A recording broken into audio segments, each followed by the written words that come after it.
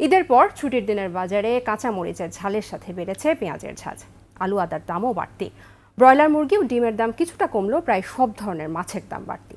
বাজার ঘুরে আরও জানাচ্ছেন সবিতা চিরান। ঈদের পর সাপ্তাহিক ছুটির দিনের বাজারে ভিড় বেশ কম।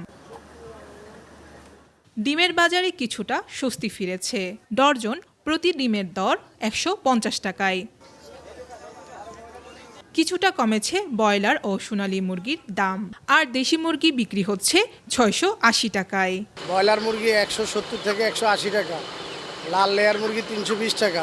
কয়েকটি সবজির দাম কম থাকলেও টমেটো, শসা ১৫০ আর প্রতি কেজি গাজর বিক্রি হচ্ছে ১৮০ টাকায়। করলার দাম পড়বে ১০০ টাকা। কাঁচামরিচের দাম উঠেছে ৩৫০ থেকে ৪০০ টাকা। পাইকারি গেছে বিভিন্ন দাম, আপনার ২০০ টাকা, ১৮০ টাকা, ২২০ টাকা, ২৫০ টাকা, ৩০০ টাকা। আলু পেঁয়াজের দামও বাড়তি। আলু খুচরায় ৫৪ টাকায় আর পেঁয়াজের বিক্রি হচ্ছে ৯০ টাকায়। দেশি আদা ২০০ ও রসুন ২০০ টাকায় বিক্রি হচ্ছে।